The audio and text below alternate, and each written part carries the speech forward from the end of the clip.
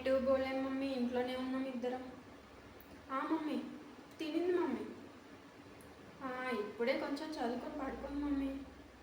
సరే మమ్మీ. వండినా మమ్మీ, ఇల్లంతా క్లీన్ చేసినా మమ్మీ. మమ్మీ బట్టలు కూడా వాష్ చేసేసిన మమ్మీ.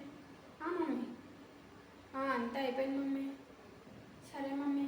డాడీ వస్తారా మమ్మీ? Okay mummy. డాడీకి ఉన్నది వినిపించట్లేదు మమ్మీ. కొత్తగా మళ్ళీ వంట చేయాలా? Okay mummy. సరే మమ్మీ. సరే మమ్మీ ఈరోజు హలో హలో మమ్మీ విందు, ఎందుకంటే ఫోన్ చేసింది ఆ చిన్న బిడ్డ కోసం కదా. ఎంతసేపు అది తినిందా, అది పడుకున్నా అని తప్పించి నేను తిన్నానా ఉన్నానా అని అడిగిందా అండి? ఒక్క మాటైనా అడగదు. ఎందుకంటే పెద్దదాన్ని కదా, ఇంట్లో పెద్దోళ్ళు అంటే అంతే ఉంటుందంట. మళ్ళీ ఎంతసేపు బాసనలు దొరికినావా, ఇల్లు పెడిగినావా, బట్టలు ఉతికినావా అని అడిగింది తప్పించి ఏ బిడ్డను ఒక్క ముద్ద తిన్నావా అని అడిగిందా అండి నన్ను? అంటే యాక్చువల్గా ఈరోజు నా బర్త్డే కదా. మమ్మీ ఒక్క డ్రెస్ కొనివే కొత్తది, అందరూ ఫ్రెండ్స్ అందరూ కొత్తదే అంటే బర్త్డే అంటే కొత్తది వేసుకుంటారు కదా అని ఒక్క డ్రెస్ అడిగినండి. ఒక్కటి లే, బర్త్డే సెలబ్రేట్ చేసుకొని కొత్త డ్రెస్ వేసుకుంటే చెల్లి ఏమనుకుంటుంది? పాపం చెల్లి స్కూల్కి పోతూ పాత డ్రెస్ వేసుకొని మీ అక్కేంటి కొత్త డ్రెస్ వేసుకుందంటే దానికి ఇజ్జత్ పోదానే. అట్లేమొద్దు, ఉన్నది వేసుకొని పో అని చెప్పింది. అదే దాని బర్త్డే అయితే 4-5 రకాలు, ఒకటి స్కర్ట్, ఒకటి నార్మల్ది, ఒక జీన్స్, ఇదని ఏదేదో షాపింగ్లు చేపిస్తారు. నా బర్త్డేలకు అలాంటివి ఉండవండి. పాతది పోయిన బర్త్డేకి అప్పుడెప్పుడో స్కూల్లో చదువుకునేటప్పుడు ఒకటి తెచ్చారండి. అది లార్జ్ సైజ్ ఉందని చెప్పి ఎప్పటికీ అదే ఏమని చెప్తారండి. ఏం చేస్తాం, వేసుకోవాలి, తప్పదు కదా. పోనీ ఎప్పుడన్నా ఒకసారి రిలేటివ్స్ పెళ్ళికి వెళ్దాము అని అనుకుంటే చెల్లికి ఎగ్జామ్స్ ఉన్నాయి, నువ్వు ఇంట్లోనే కూర్చో అంటారు. దానికి ఎగ్జామ్స్ అయితే నేనేం చేయాలా? స్లిప్పులు రాయాలా?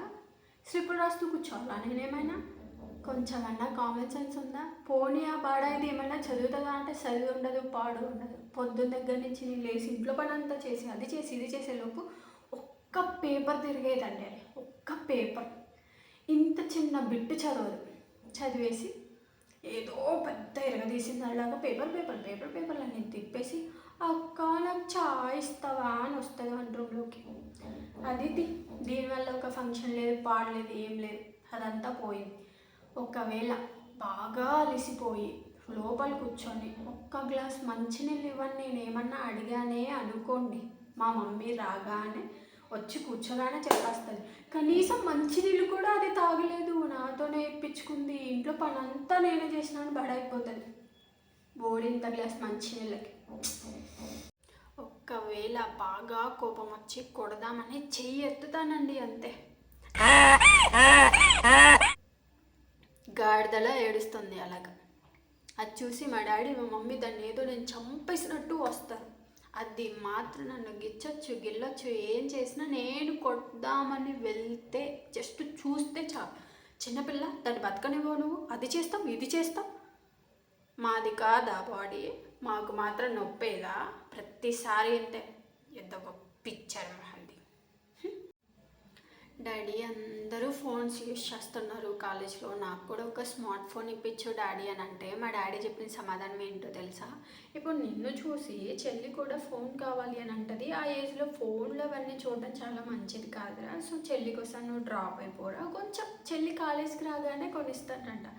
అంటే చెల్లి కాలేజ్కి వచ్చినప్పుడు నా ఏజే కదా డాడీ, అప్పుడు అది చెడిపోదా? నాకు అర్థం కాదు.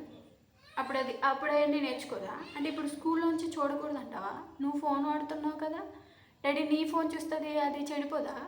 అలాంటి లాజిక్లు వాడకూడదండి. అంటే కాలం అలా ఉంటుంది.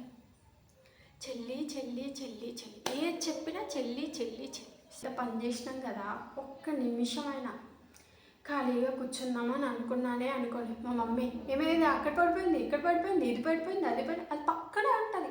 దాన్ని మాత్రం పిలవదు, నన్ను మాత్రం అక్కడెక్కడి నుంచో పిలిపిస్తుంది. అది ఓకే, ఒక 10 నిమిషాలు టీవీ చూద్దాం అనుకుంటానండి ప్రశాంతంగా కూర్చొని, అంతే వచ్చేస్తుంది. అక్కడ నాకు టీవీ రిమోట్ ఇవ్వవా? పొద్దున్న నుంచి సాయంత్రం దాకా సండేనగా కూర్చొని ఉన్నావు కదా ఇంట్లో, నేనేదో క్లాసులకి వెళ్ళి వచ్చాను అనుకో, లే అక్క చూసేటప్పుడే రావాలి, గొడవ అవ్వాలి, పేరెంట్స్కి ఇదే ముఖ్యమని ప్రతిసారి గుచ్చి గుచ్చి చెప్పాలి. వస్తుంది టీవీ రిమోట్ నేను ఇవ్వను, ఒక్క 10 నిమిషాలు చూసిస్తాను అంటే వెంటనే మా మమ్మీకి చెప్తాను, మమ్మీ అక్క టీవీ రిమోట్ ఇవ్వట్లేదే. అది వస్తుంది ఇంకా ఏదో పెద్ద కుంపలు మునిగిపోయింది అలాగా. ఏం చేస్తున్నావు నువ్వు, చదువుకోవచ్చు కదా, దాన్ని టీవీ రిమోట్ ఇచ్చి అని అంటుంది. నేను 10 నిమిషాలు టీవీ చూడకూడదా, అది వదిలే, ఇక్కడ మనశ్శాంతి లేదు, ఒక 200 ఇవ్వు మమ్మీ, సినిమాకి వెళ్తాను అని అడుగుతాను. అంతే. చెల్లి అస్సలు డబ్బులు ఖర్చు చేయదు, నువ్వు ఎప్పుడు డబ్బులు ఖర్చు చేస్తూ ఉంటావు, ఎప్పుడు చూడు డబ్బులు అడుగుతుంటావు అంటది. దానికి ఎందుకంటే పైసలు, 8th క్లాస్ మోహన్ది, దానికి ఎందుకు పైసలు, రబ్బర్ బ్యాండ్లు నువ్వే కొనిస్తావు, షాపింగ్ నువ్వే చేయిస్తావు, సినిమాలకి షికార్లకి పానీపూర్లు పిజ్జాలు అన్నీ నువ్వే కదా తీసిస్తావు, ఇక దానికి ఎందుకు డబ్బులు చేతికి. అదంతా ఓకే, డ్రెస్సులు పోనీ అన్నీ పోనీ, కాలేజీ పోతున్నాను కదా మమ్మీ, ఒక్క మెల్లో ఒక్క చైన్ వేసుకుంటాను కొనివ్వనంటే, ఇప్పుడు నీకు కొనిచ్చేదాన్ని కొనివ్వకపోతే అది చాలా అలుగుతుంది, అన్నం తింటూ అది చేస్తుంది ఇది చేస్తుంది అంటది. కాలేజీ పోయేదాన్ని నేనా అదా, దానికి ఎందుకు చేయను. ఇప్పుడు మీ ఇద్దరికి కొనిచ్చే స్తోమత నాకు లేదు అంటది. ఒక్కవేళ అది కాలేజీకి వెళ్ళేటప్పుడు కొనికుండా ఉంటారా, ఖచ్చితంగా కొనిస్తాడు. అదే కదా నా బాధ. అంతే, ఇలాగే ఉంటారు చెల్లెళ్ళు అంటే. ఎక్కడి నుంచి వస్తారో తెలియదు కానీ చెల్లెలు పుట్టకముందు మాత్రం ప్రతిదీ మా అమ్మాయికి అంటారు. చెల్లెలు పుట్టిన తర్వాత మాత్రం అట్లా ఉండదు. ఏదన్నా ఒక వస్తువు కొనుక్కుందామనే కాదు, ఒక్క చిన్న యాపిల్ ఉందనుకోండి ఇంట్లో, నాకు బాగా ఆకలిస్తుంటుంది, అప్పుడే తినేసి ఉంటుంది. అది నేను వెళ్ళి ఆ యాపిల్ తిందామని పట్టుకుంటే చాలు, మా మమ్మీ 60 సార్లు అంటది. 6 ముక్కలు కట్ చేసినా కూడా అంత ఫీలింగ్ రాదేమో. దాన్ని పట్టుకున్న దగ్గర నుంచి చెల్లి కొంచెం ఎందుకంత, అది ఉన్నది ఇంత, చెల్లి కూర్చో అని 60 సార్లు అంటే ఎవడు తింటాడు, తినాడు, నేను అస్సలు తిన్ను, మస్తు ఫీలింగ్ మళ్ళీ. అంతే కదా, అట్లా ఉంటుంది మా ఇంట్లో. ఎవరు మళ్ళీ మా డాడీ ఏమన్నా దీని గురించి మాట్లాడతాడా అంటే నో, నెవర్, అస్సలు ఇంటర్ఫీర్ అవ్వడు, అస్సలు చూస్తుంటాడు అట్లా. పోనీరా చిన్నపిల్ల పోనీ అని అంటాడు. నేను కాదా 2 years కదా చిన్నపిల్ల అయిపోతుందా, జస్ట్ 2 years డిఫరెన్స్ అండి. ఏదో డామినేట్ మోహన్ది, జస్ట్ 2 years. పోనీ నేను అన్నీ దాంతో షేర్ చేసుకోవాలండి, అది మాత్రం ప్రతిదీ నాతో కంపారిజన్కి వచ్చినా కూడా నాకు ఏదున్నా దాంతో నేను షేర్ చేసుకోవాలి. 2 years కదా, పెద్ద బాడీ ఇది ఏమీ అంత డిఫరెన్స్ ఏమీ ఉండదండి, ఇద్దరం సేమే ఉంటాము. దానికి ఏదన్నా ఒక డ్రెస్ నాది నచ్చిందే అనుకోండి, వితౌట్ పర్మిషన్ మొత్తం అన్నీ లాగేసి దానికి ఏది కావాలో ఇలా లాగేసుకొని వేసేసుకొని వెళ్ళిపోద్ది. నేను దానికోసం ఎత్తుక్కోవాలి, పోనీ చెప్పదు. వచ్చాక ఫ్రెష్గా స్నానం చేసి అక్కడ నీ బట్టలు వాష్రూమ్లో ఉన్నాయి ఉతుక్కోవా అని నంగనాచి మోహన్ దానిలాగా చెప్తుంది. భలే కొట్టాలనిపిస్తుంది. ఇంకొకటి, దాని డ్రెస్లో ఏదన్నా నాకు నచ్చిందే అనుకోండి, పొర్రపాటున చెల్లి ఈరోజు ఇస్తావా, నేను కాలేజ్కి వేసుకొని వెళ్తాను అని అంటే, నా డ్రెస్లో ఎందుకు వేసుకుంటావు, నాకు అట్లా షేరింగ్ ఇష్టం ఉండదు తెలుసా అని అనేస్తుంది. దీనికి మాత్రం నేను అడగకుండానే లాగేసుకుంటుంది, అది వేరే విషయం. అట్లా చేస్తుంది. ఒకవేళ ఏదన్నా పెద్ద ఫంక్షన్ చేసి ఇంటి నిండా తినడానికి ఉన్నా కూడా ఈ మహారాణికి మాత్రం సాయంత్రానికి ఫ్రెష్గా వేడి పొగలు ఇట్లా పొంగుతుంటాయి చూడండి, అట్లాంటి అన్నం వండి పెడితే కానీ మహారాణి గారు చేయి పెట్టరండి. అలా ఉంటుంది ఈవిడ కథ. ఏం చేస్తాం, పెద్దగా పుట్టినందుకు మనం చెద్దన్నం కూడా మనం తినాలి. మీ ఇళ్ళల్లో తినరా, పెద్ద ఫెస్టివల్ జరిగి ఇంట్లో అన్ని ఐటమ్స్ ఉన్నప్పుడు ఈవిడికి ఏంటి తినడానికి, ఈవిడికి మళ్ళీ వండాలి. అదే ఇది పుట్టకముందు నేనేం తింటాను, నేనేం చేస్తాను, నేనేది కట్టుకుంటాను, నా ధ్యాసే ఉండేది నా తల్లిదండ్రులకి. ఇది పుట్టాక షేరింగ్ కాదు కదా, ఫ్రేమ్లోంచి ఎలిమినేట్ చేశారు. చెల్లి వద్దండి, మీకు మాత్రం చెల్లి ఉంటే బీ కేర్ఫుల్, ఓకే. దాని లక్షణాలు చూసి నడుచుకోండి, అంతే. మనం ఏం చేయలేం, టచ్ కూడా చేయలేం. అంటే పేరెంట్స్ ఉంటారు కదా, పేరెంట్స్ అంతే చాలా కష్టంగా ఉంటుంది తెలుసా.